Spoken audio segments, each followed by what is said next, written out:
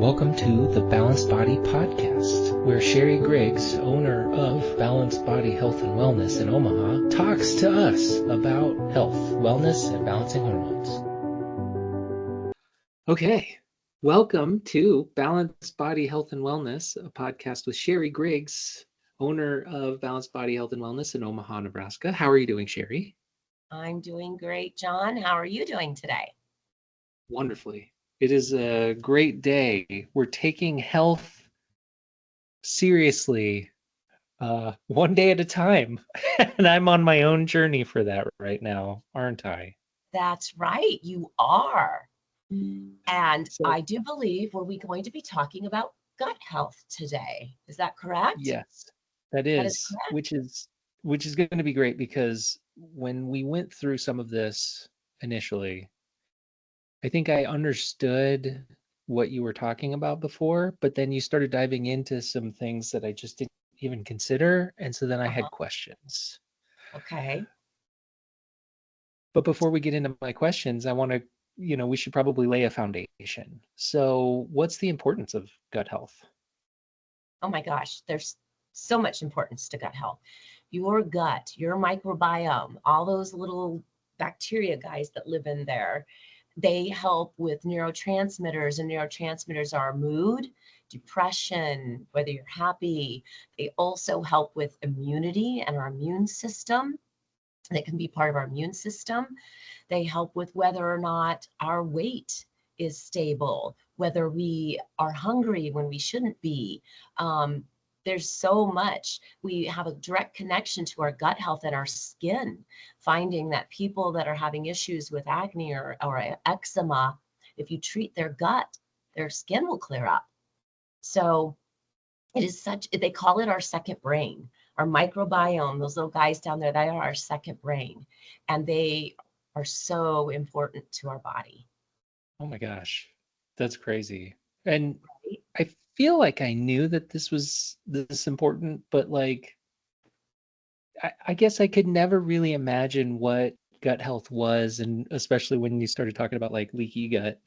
Mhm. So, in essence, it's the microbiome within our gut that is the important bit, or is it even more than that? Like, is Well, it it's the microbiome, it's the collection of microbes that live in our gut. okay? And like I said, they all have jobs that they do. They protect us. Um, That's our immune system. They assist with our digestion. They help break down the foods, the nutrients, so that they can get into our body the way we need them. I talked about the neurotransmitters, depression, and mental health. They also protect us from bad guys that might get into our body when we eat, or Hmm. we get something on our mouth, and they help protect us. Um, so everyone has a different microbiome that's natural to them, but there are some things that we know as far as humans are concerned about the amount of and what microbes we should have in our small intestine. Okay.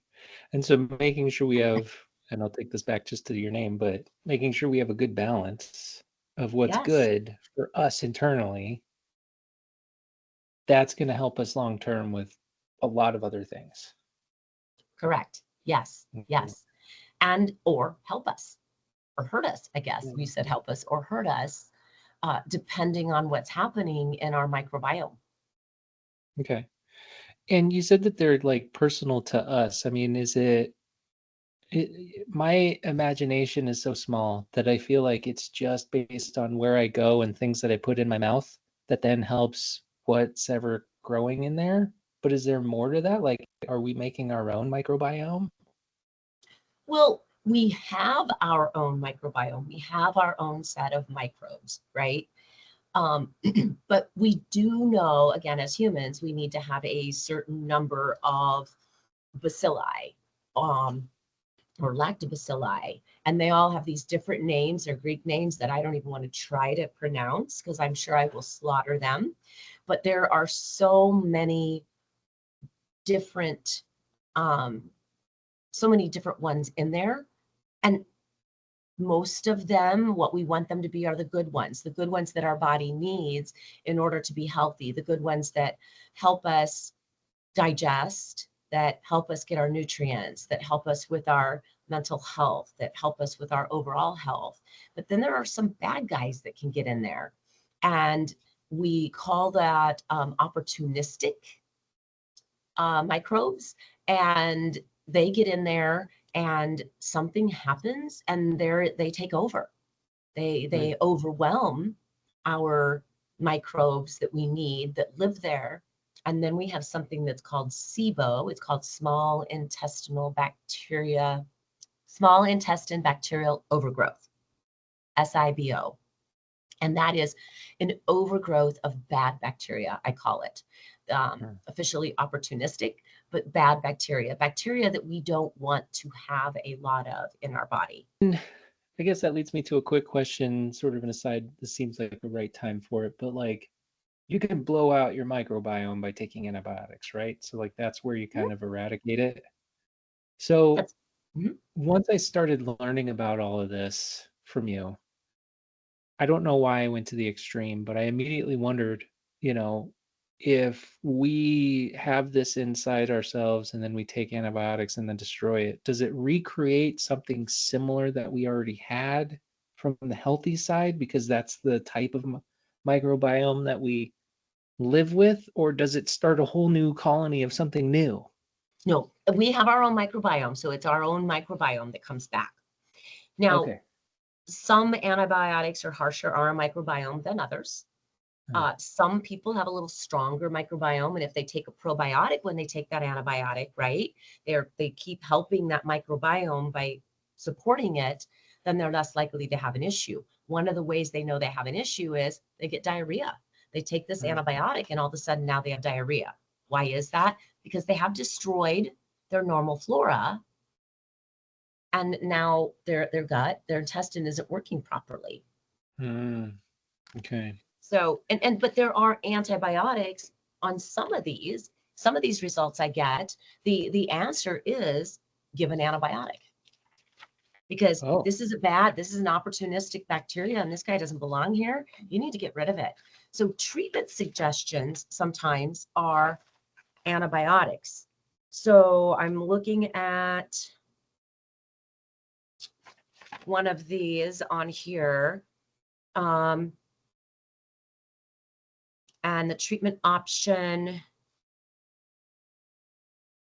sometimes it'll say antibiotics, and it'll say exactly which antibiotics that you need to use. Now, this particular person, some of the ones, the one I tried to pronounce, desulfovibrio, treatment options include lowering the intake of sulfite-rich foods, such as some breads, dried fruit, beers, ciders, and wines. It is also suggested to avoid foods high in fat.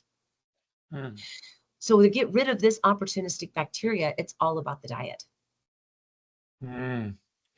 Which I have to say, excuse me for coughing, I didn't realize that when we start this process before the testing, that a part of this is to eliminate and go on a bit of a cleanse. Is this a part of this gut health journey, is to like not only get rid of some of these things, but just take away whatever we might be allergic to and then reintroduce it? Is that a part of the gut health thing, or is that just a hormone thing in general? No, so the elimination diet that you're talking about, eliminating the most inflammatory foods that cause inflammation in our body, that is part of the gut health. Because what will happen is when you stop inflaming your gut, you stop causing inflammation. Think of it like taking sandpaper across, say you had something that was smooth and soft, and you took sandpaper across it. Now it's not smooth and soft anymore, right?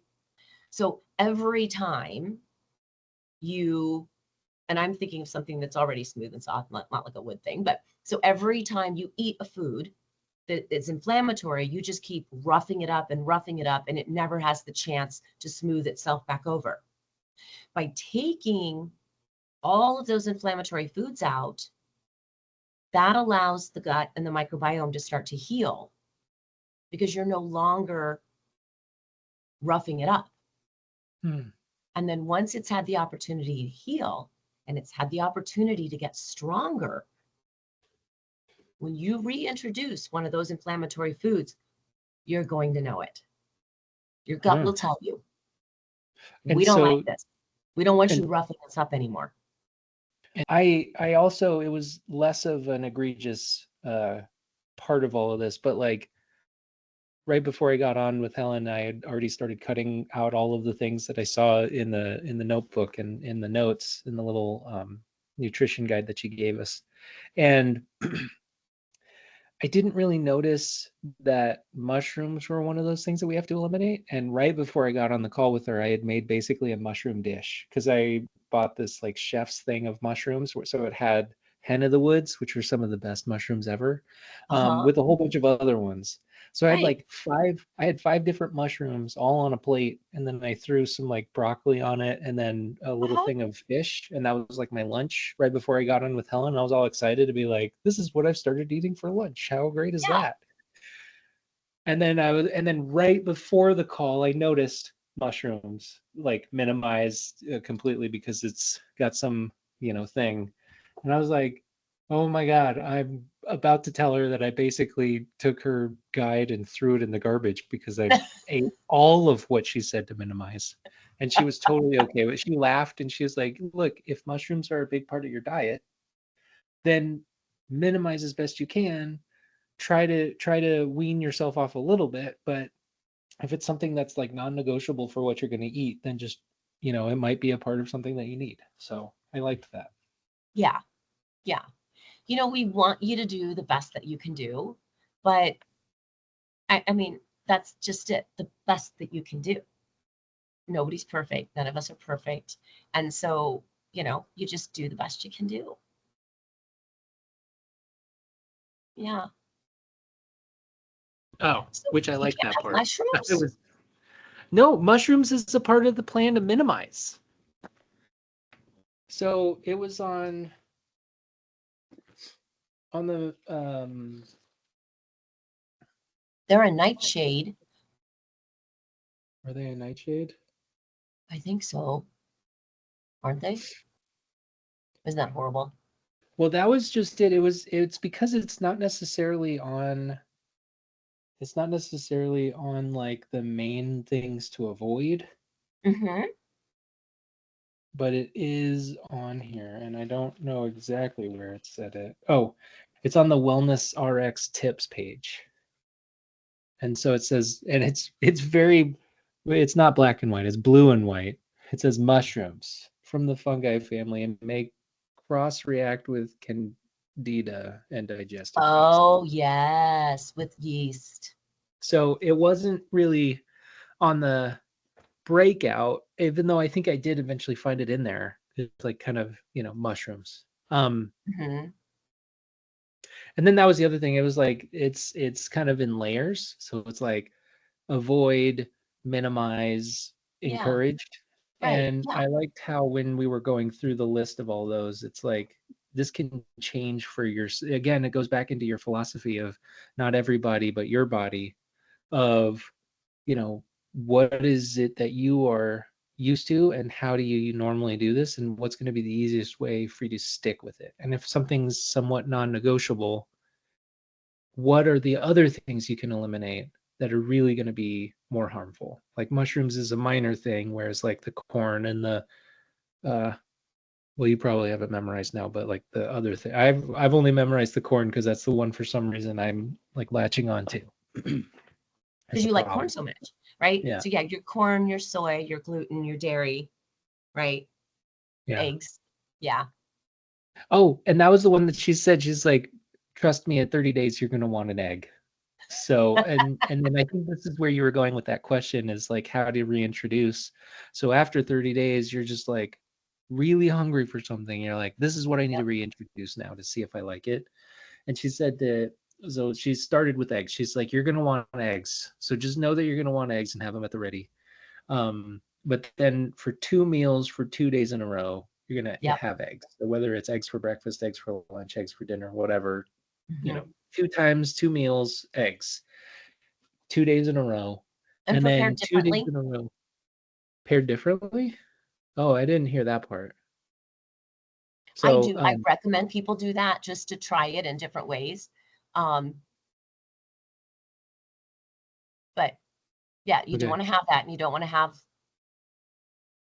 two different things on a day, because then you don't know which one you reacted with. right. No, too true. But then the important bit too was that for the next 2 days after, no eggs. And then Correct. that's when you're going to be able to feel, I guess, if you don't like it. And it could Yeah. be a whole slew of different things. My question was, is like, what are the most common ways that people are that roughing up after you've kind of healed after 30 days? What are the biggest ones? You had said like cramps, but are there other ones that stand out? There can be diarrhea, cramping, stomach pains, diarrhea. Um, uh, the gal also came in with, she woke up with red bags under her eyes. Oh, So when she ate that half a bun, the red bags under her eyes and the really bad stomach cramps. So her body told her. So it could be a rash. Um, if you are someone that has an autoimmune, say you have psoriasis or something, your psoriasis could act out or act up.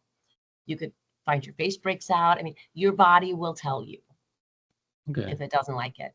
So it won't keep it a secret.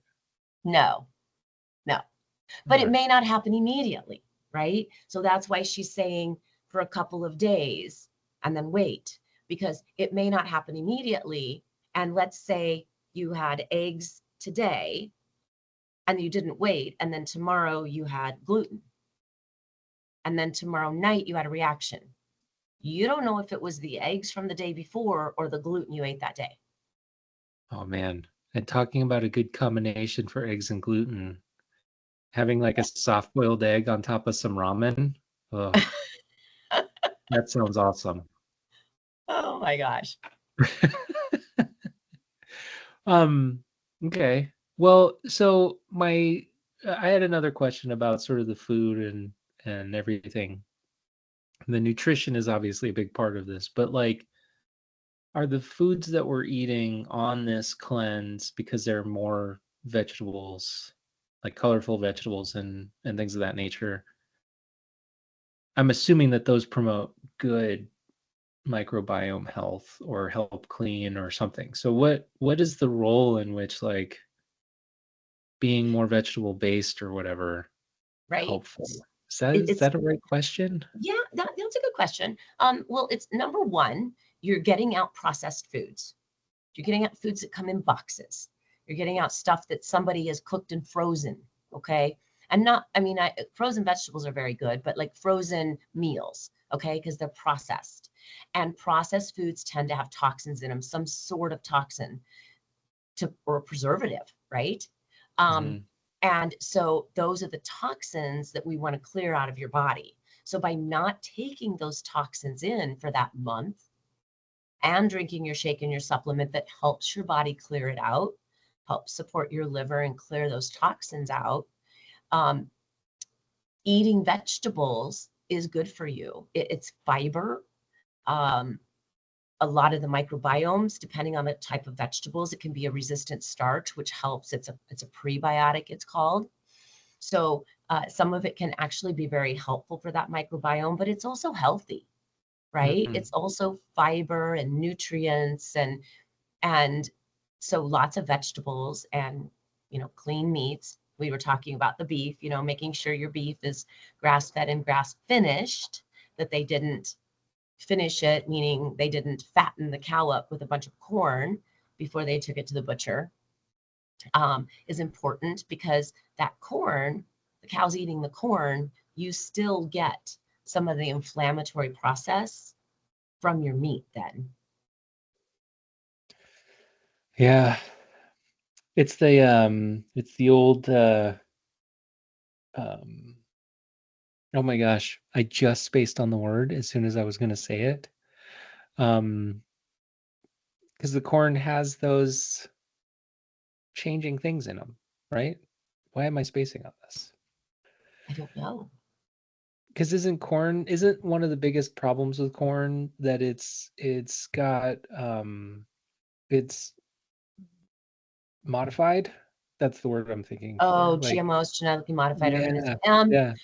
yeah. That's interesting you say that because I remember reading, and I don't remember what book it was I was reading, but they talked about our Mexican population that back before the white man came around and we did some of the things we've done, that the Mexican people were not overweight.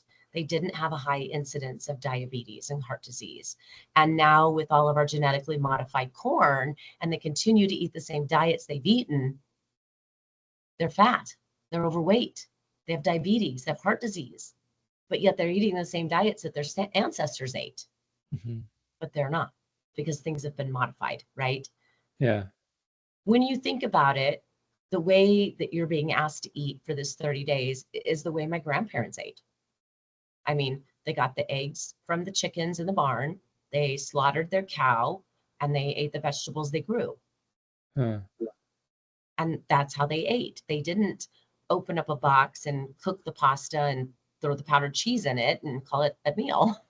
Yeah, There weren't boxed foods, it's true. and the meat was all grown on the farm, and Hmm. that's how they ate. So it's kind of how we're asking you to eat. It's a little more difficult now because your vegetables aren't necessarily pesticide free, and your meats, we know that there are people that watch this. They watch the cattle farms and make sure the cows are being treated properly and not getting antibiotics they shouldn't get and not getting steroids they shouldn't get.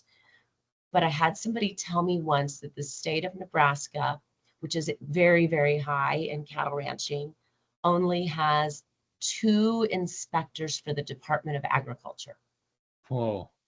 And the reason I was told this is because I'm very fond of animals and I like to foster animals. And puppy mills, which are these horrible places where they keep dogs in cages and breed puppies and sell them, are fall under the Department of Agriculture, which is why they get away with what they get away with, because there aren't enough inspectors in Nebraska and they're busy inspecting the cattle ranches and the chickens and the pigs, and they don't have time to go look and see what people are doing to dogs.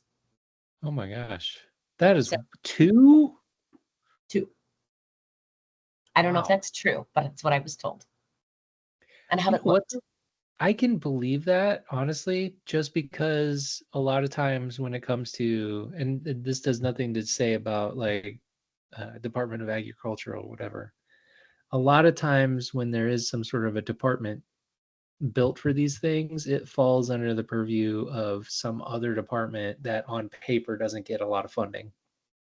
Right. And when people don't want to pay taxes, a lot of times those are the programs that are underfunded when people don't understand very clearly what it is, what that money's going to. And, when you spell it out like you did for like how helpful it might be to have more than just 2 people going across all of Nebraska to find puppy mills, as well as on top of that, all the different farms that there are with agriculture, like that makes a ton of sense to try to up that Right. budget. Cattle ranches and things like that. So, but I digress. Um, our microbiome. So I want to go back to when I had mentioned that many times they'll talk about an antibiotic being what you need to get rid of that opportunistic bacteria. Okay. I do that. They normally always also say, or you can use something natural because there are certain natural substances that can also take care of that opportunistic bacteria. And that's how I help people clear out opportunistic bacteria. Yes, I could give them an antibiotic they take for 7 to 10 days and it's done. But as you mentioned, it also clears out the good bacteria, right? So when we give the natural supplement that helps clear out the bad bacteria, it's a 30-day process. but it's pretty simple. It's pretty gentle, right? You shouldn't, people don't have a lot of issues with it, but at least we know we have not wiped the slate clean, as you mentioned, that we have not hurt the microbiome that belong there, and we've been able to get rid of the opportunistic.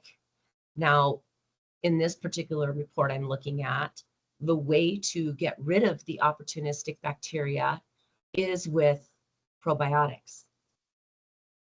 So in the case of this person and the particular opportunistic bacteria that they have, it's probiotics supporting the microbiome that belongs there, giving it the opportunity, a little support so that it can get rid of that bad bacteria. So all that's taken into consideration when it's put together on how to treat it and what to do it, and what to use and how to treat it. And food. Again, there's another one here that says a lower fat diet may help. Which we're already kind of, we're not really on a lower fat diet. We're just kind of elimination diet things.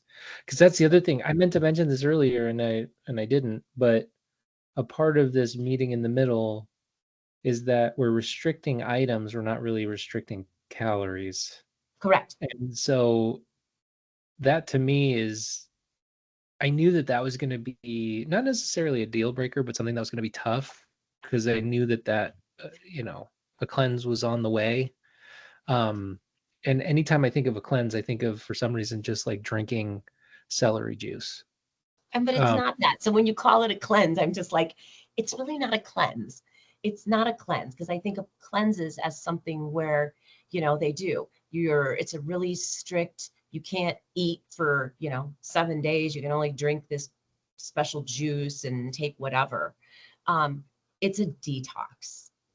Detox. I'm using the wrong word. I'm so sorry. And it's not a harsh detox. Some people always think of, also, there have been some of that crazy, whatever the greatest fad was, detox, where people have to do X, Y, and Z, and it's very, very restrictive. This is not that at all. There are two different things going on here, and they are two different things. They are not two things doing the same thing. One is detox. That's your shake and your supplement. That is detoxing your body, helping the liver do its job. The other is the elimination, where you're eliminating the inflammatory foods. Those are two separate things you're doing right now, not one thing that has a shake and a pill with it. See, so that's where I should have gotten a little bit more clarity on that before we started talking. I'm so sorry. That's okay. That's not a problem. Well, and that's a perfect segue into sort of a question that I had once we started all of this, is like, with the microbiome and gut health in consideration, and we're getting a jump start on it by removing items from my diet as well as helping with some of the detox. Now I understand why I said it was just a detox from the beginning. Yep, they go hand in hand. It's a detox shake or something. But that being said, I don't think I jumped into this understanding that I might be off balance on my gut biome. So if I was to go back at the beginning and wonder, like, this seems to be a very integral part about this sort of solution for our health, how would I look at it differently last week, John, to wonder if my microbiome was out of control? Because I tell you what, some of the questions on the questionnaire led me to believe that I don't understand what, maybe like bloating is or whatever, like, and that seems aloof, but like truly, like, I was just a dude living my life, eating whatever I wanted to eat. How do I know if my microbiome is out of whack? Like, what am I looking for? Like, if I was to go back and tell myself, this is probably what you're dealing with. So there are some very specific things. Specific things would be like, after you eat, maybe you feel like your stomach just seems like it expands a lot. Okay. That could be bloating, or you get a lot of gas after you eat certain foods, or you don't have a formed bowel movement every day. Maybe you go 2 or 3 days without one, or you have loose stools. That's not normal, right? Something is not right within your digestive system. It can be you have a little reflux or a little heartburn. That doesn't necessarily mean you need a pill to knock down the amount of acid in your stomach. It may be that you don't have a healthy gut, your microbiome is off. Maybe you don't have enough acid in your stomach. So those are the things that are some symptoms. Now for you, because we're doing the weight loss program, we look at everything. In fact, there was a study, and they've done this where mice, where they had, it was very interesting.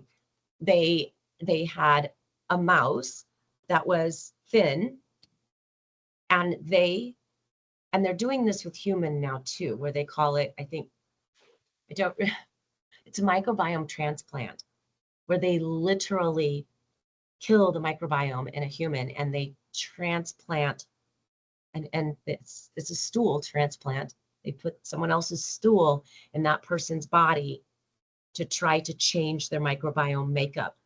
They are doing this. Okay. But the mice, bananas to me. yeah, they took a fat mouse and they wiped out his microbiome and they implanted some microbiome from the thin mouse, and the fat mouse became a thin mouse. What? That's why Really? we're doing your gut testing for the weight loss. That is weird and wild. And I had a patient missing one of her short chain fatty acids, and it was a short chain fatty acid that had to do with appetite. So we supported her body so that it could replace that or make more of that short chain fatty acid. And it helped with her severe hunger, that no matter what she ate, she was always hungry. You know, I've heard of this. I've heard of like people having maybe even in their genetics, something that makes it hard to stop eating. But do you know what it is in their genetics? See? Might it be that there's an issue with their microbiome? Microbiome. Huh. So they're testing that with humans right now? They've been doing it with humans for years. Yeah. What's the name of that if I ever get told by a doctor? It's a microbiome transplant. Okay. That's see, it doesn't seem like what it is. That's a or very an FMT, a fecal matter transplant. FMT. See, they had to make it smaller because people would know. Right. I mean, they're using it for, obesity, ulcerative colitis, Crohn's disease, irritable bowel, because we know, and I have treated 2 people now for irritable bowel syndrome, and we did it by figuring out what in their microbiome was the problem, and it was an opportunistic bacteria. It was a bacteria that did not belong there. Huh. I have another patient that just came in a couple of days ago, and she was missing some short chain fatty acids. So we gave her some resistant starch fiber, and we got her, she's the same person that had the issue with the gluten and the bun, the swelling in her eyes and the cramps. She had severe constipation. Like she wouldn't go for 4 or 5 days and was very uncomfortable. She no longer has that. That's awesome that she doesn't have primary care or GI probably would have diagnosed her with IBS, irritable bowel syndrome. And then they would have wanted to give her a medication to make her go more often, a pharmaceutical that would take care of the symptom, but not heal the problem. See, and that's the key. Look, going back to the beginning of one of the things that I think is important to stop on is like you're focused on personalized issues about one body to try to get it at the source and not leave it up to, we're just going to treat it with like an antacid or something. Right. Exactly. We're not just going to treat the symptoms. We're going to attempt to find the root cause and take care of the problem and what's causing it. Okay. Well, I mean, shoot, That to me makes a ton of sense. I'm sure we could keep talking about microbiomes and gut health for many more hours because I've got more questions. So maybe we break this up into a part two. But There we say go. somebody's sitting there worried about their gut health because Hmm. now we've got the information. Right. What's the first thing that we need to do to get to contact you? So go to the website, sign up for a 15-minute discovery call. Perfect. Yep. I was just going to say, you can go to the website, sign up for a 15-minute discovery call and ask some questions. We'll talk, decide if this is something that you need. What is it that you need? What is it that you want? It's balancedbodymedical.com. It's easy to do, and I'm happy to talk to anyone. Perfect. Sherri, this was a wonderful conversation. Funny enough about gut health. I Yes. I learned a lot, and I'm going to use this knowledge to further my own gains, which I encourage other people who are dealing with whether it's weight or just gut health in general to give Sherri a call, set up that 15 minutes and just like talk through. Because again, I didn't know, and I still don't know because we haven't gotten results back. But Yep. I tell you what, I'm already feeling different, better with an asterisk just by changing my diet a little bit for this elimination diet thing. Mm-hmm. So possibly something is bothering me, most Right. So if likely. you already feel different after only 2 days, there was probably something that was inflammatory in the foods you were eating, Hmm. without question. Hmm. Well, again, I'm still only 2 days in, so. Right. And wait till you get the energy and start sleeping better and start losing weight, and you'll be feeling great. Give it a couple weeks and you'll be feeling much, much better. Huh, I can't wait. A couple weeks Okay. is a short amount of time in the long-term life of John. So, That's right. well, perfect. Thank you, Sherri. We'll bring it up. We'll pick it up next week and we'll talk All right. more.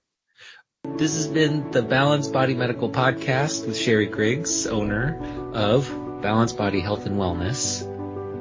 If you're looking to find Sherri, go ahead and look for the website, balancedbodymedical.com. If you're looking for the business and you want to find Sherri at her office, you can find her at 10815 Elm Street in Rockbrook Plaza.